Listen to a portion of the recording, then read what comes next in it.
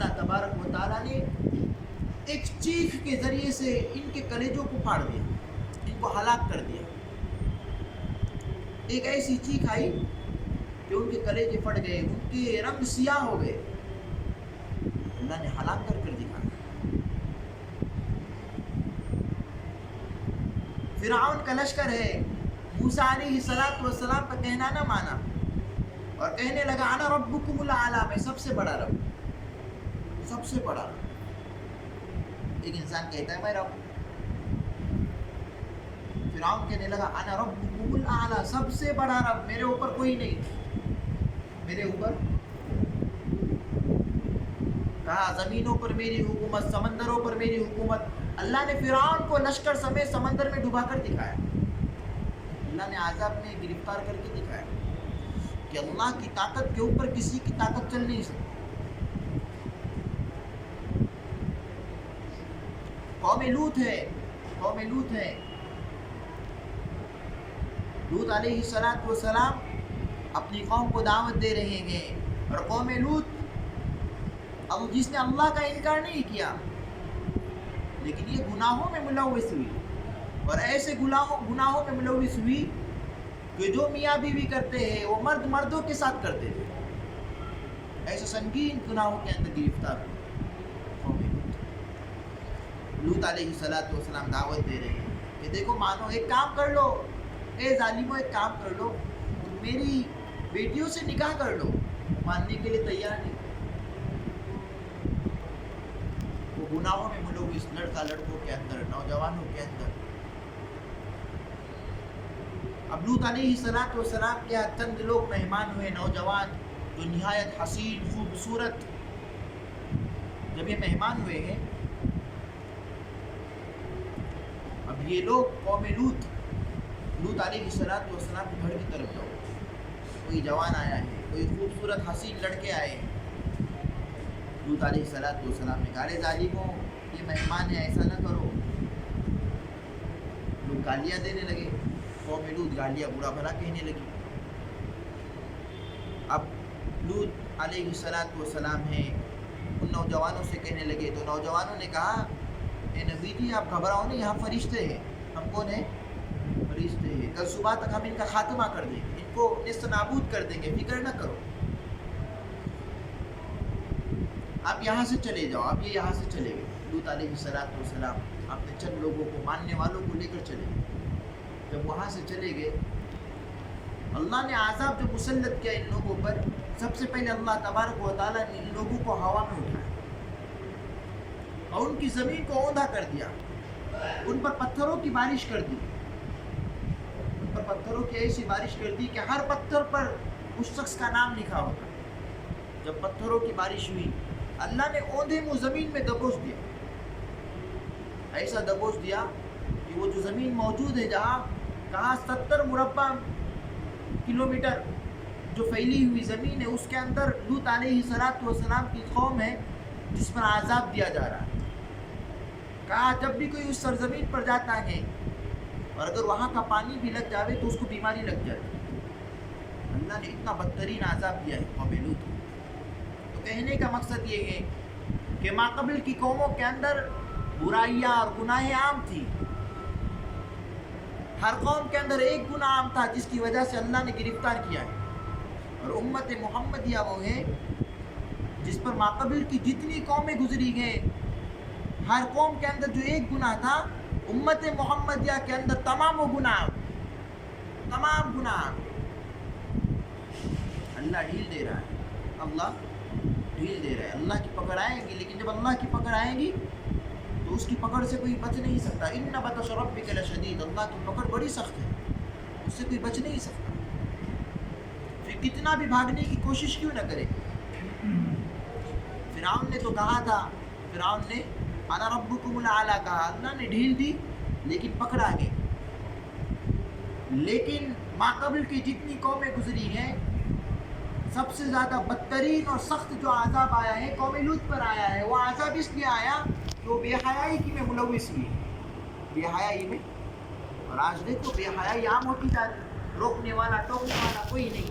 مسلمان گھرانے کی لڑکی ہے، گھر سے نکلتی ہے ایسا لباس کہ نگاہیں اٹھانے کو بھی شرم آ جائے سامنے والا. ایسا لباس کہ جسم کے آثار نظر آ رہے, جسم کے آثار, نہ بھائی روکنے والا, نہ باپ روکنے والا, نہ بیٹا روکنے والا, نہ ماں روکنے والی, نہ خاندان روکنے والا کوئی نہیں. دیوس بن چکے, روکنے والا کوئی نہیں. یہ اللہ کے عذاب کو دعوت نہیں دے رہے, یقینی بات ہے اللہ کے عذاب کو دعوت دے رہے ہیں. اس لیے کہ جب بھی اس روح زمین پر بے حیائی عام ہوئی ہے, اللہ نے بہت کم چھوٹ دی. جب بھی اس دھرتی پر بے حیائی عام ہوئی ہے, اللہ نے ظالموں کی گرفت کی ہے, فحاشی اور ریانیت کرنے والوں کو اللہ نے جکڑا ہے, عذاب میں ملوث کیا ہے. اللہ کو بے حیائی پسند نہیں ہے, پھر چاہے وہ دیندار گھرانہ ہی کیوں نہ ہو. ایک بے حیا ہوگا, روکنے والا ٹوکنے والا کوئی نہیں ہوگا. ایک وقت آئے گا کہ اس گھرانے سے اللہ دین کو مٹا دے گا. ایک وقت آئے گا کہ لوگ کہیں گے کہ یہاں کوئی عالم دین گزرا تھا, لیکن آج یہ گھر کا ایسا حال ہے. لوگ کہیں گے یہاں کوئی ایسا شخص تھا جو نمازی تھا, پابند تھا, متقی تھا, پرہیزگار تھا, لیکن آج اس گھر کا حال یہ ہے کہ لوگ اس گھر کی طرف دیکھ کر تھوکتے. یہ اس لیے ہوگا کہ جب بے حیائی عام ہوگی, بے حیائی عام ہوگی. اگر میرا کوئی گھر ہو, اگر میرے گھر پہ کوئی پتھر پھینکے, پھر کیچڑ پھینکے, پھر کچرا بھی پھینکنا شروع کر دے, میں کہ آپ لوگ بھی ہو, ایک دفعہ انسان برداشت کر لے, دوسری دفعہ برداشت کر لے, تیسری دفعہ انسان برداشت نہیں کرے گا. کیا حد ہو گئی, اب برداشت کا پانی اوپر سے جانے لگا. کتنا برداشت کروں, میرا گھر ہے, اس کو تم گندگیوں سے بھر رہے ہو, اس کو تم نے کیچڑ سے بھر دیا, میں دیکھتا رہا, پتھروں سے بھر دیا, میں دیکھتا رہا, تم نے گندگی سے بھر دیا, میں دیکھتا رہا. کتنا انسان برداشت کرے گا. یہ سرزمین اللہ کی تھی, یہ دھرتی اللہ کی تھی, آج بھی اللہ کی ہے, آگے بھی اللہ کی رہے گی. تم نے اس کو گناہوں سے بھر دیا, وہ دیکھتا رہا. ہم نے اس کو ظلم سے بھر دیا, وہ دیکھتا رہا. ہم نے اس کو بے حیائی سے بھر دیا, وہ دیکھتا رہا. ہم نے اس کو ننگے کپڑوں سے بھر دیا, وہ دیکھتا رہا. ہم نے اس کو فحاشی سے اور عریانیت سے بھر دیا, وہ دیکھتا رہا. ہم نے اس کو نعت گانوں سے بھر دیا, وہ دیکھتا رہا. ہم نے اس کو رنڈیوں کے گانوں سے بھر دیا, وہ دیکھتا رہا. کب تک دیکھے گا, کب تک دیکھے گا. یاد رکھنا, لیکن جب اللہ کی پکڑ آئے گی تو اس کی پکڑ سے کوئی بچ نہیں سکتا. اللہ گرفتار کر دے گا, اور ایسا گرفتار کر دے گا کہ جب اللہ کی پکڑ میں کوئی آ جاتا ہے تو اس کو دنیا کی کوئی طاقت بچا نہیں سکتی. اللہ گناہوں کی وجہ سے اس کو ایسا نیست نابود کر دے گا کہ لوگوں کے لیے عبرت کا نشانہ بن جائے گا. جیسے قوم لوط ہے, اللہ نے عبرت کا نشانہ بنا دیا. قوم عاد ہے, اللہ نے عبرت کا نشانہ بنا دیا. قوم ثمود ہے, اللہ نے عبرت کا نشانہ بنا دیا, گناہوں کے کرنے کی وجہ سے. اسی لیے وقت ہے, اللہ معاف کرنے والا ہے, اللہ بڑی قدرت والا ہے, اللہ بڑا جبار ہے, بڑا قہار ہے, عفو عافیت کا معاملہ کرنے والا ہے, بڑا رحمان ہے, ارحم الراحمین ہے.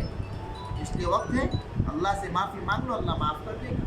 فقد كذبوا بالحق لما جاءهم فسوف يأتيهم أنباء ما كانوا به يستهزئون ألم يروا كم أهلكنا من قبلهم من قرن مكناهم في الأرض ما لم نمكن لكم وأرسلنا السماء عليهم مدرارا وجعلنا الأنهار تجري من تحتهم فأهلكناهم بذنوبهم وأنشأنا من بعدهم قرنا آخرين. اللہ تبارک و تعالیٰ فرماتے ہیں کہ ہم نے ان لوگوں کو ان کے گناہوں کی وجہ سے تو ہلاک کر دیا, ہم نے اس کے بعد دوسری قوم کو بھی لایا, جب اس نے بھی گناہ کیا ہم نے ان کو بھی ہلاک کر دیا.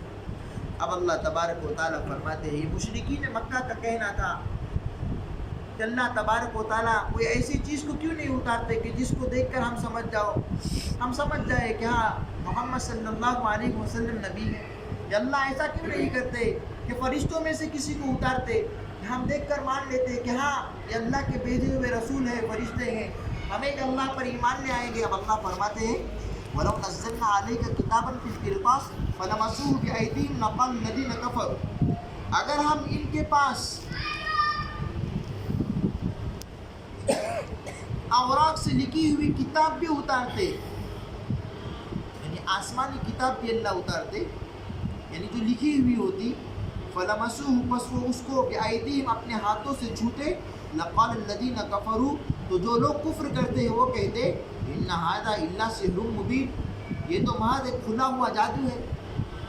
اللہ فرماتے ہیں اگر ہم ایسی بھی کوئی چیز اتارتے تو یہ اس میں بھی نقص نکالتے اور کہتے یہ تو جادو کے طور پر ہے، یہ حقیقت نہیں ہے، اس لیے کہ ان لوگوں نے ٹھان لیا ہے کہ ہم کو اللہ کو نہیں ماننا، ان لوگوں نے ٹھان لیا ہے کہ ہم کو اللہ کو نہیں ماننا، اس لیے وہ ایسی بات کرتے ہیں۔ اور یہ کہیں گے اگر ہم ایسا بھی کریں گے تو کہیں گے کہ یہ تو محض جادو ہے جو کھلا ہوا ہے۔ وقالوا لولا انزل علیہ الملک وہ لوگ کہتے ہیں اگر ہم ان کے پاس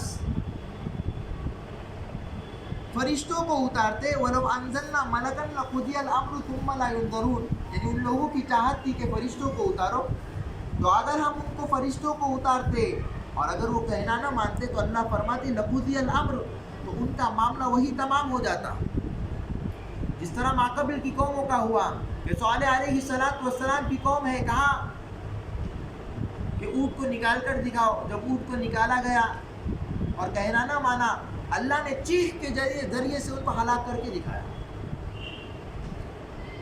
تو اللہ تبارک و تعالیٰ فرماتے اگر یہ کہتے کہ فرشتوں کو اتارو، اگر ہم اتارتے اور یہ نہ مانتے پھر ہم ان کے اوپر اسی وقت فیصلہ کرتے، ان کو عذاب میں ملوث کرتے۔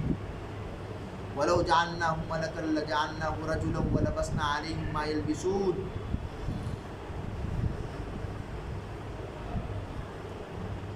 آگے اللہ تبارک و تعالیٰ فرماتے ہیں وَلَقَدِ اسْتُهْزِئَ بِرُسُلٍ مِّن قَبْلُ فَحَاقَ بِالَّذِينَ سَخِرُوا مِنْهُم مَّا كَانُوا بِهِ يَسْتَهْزِئُونَ۔ اپنے نبی سے اللہ تبارک و تعالیٰ آگے فرماتے ہیں کہ رسول کہ اس سے پہلے کی قوم جو گزری ہے ان لوگوں نے بھی اپنے رسولوں کا مذاق اڑایا ہے۔ جب جناب رسول اللہ صلی اللہ علیہ وسلم کا مذاق مشرکین مکہ زوروں پہ اڑانے لگے تو اللہ تبارک و تعالیٰ اپنے نبی کو دلاسا دیتے ہوئے فرماتے ہیں کہ آپ اطمینان کیجئے، آپ فکر نہ کرو، ماقبل کے بھی جو انبیاء گزرے گئے، اس سے پہلے بھی جو انبیاء علیہ السلام گزرے گئے ان کا بھی مذاق اڑایا گیا۔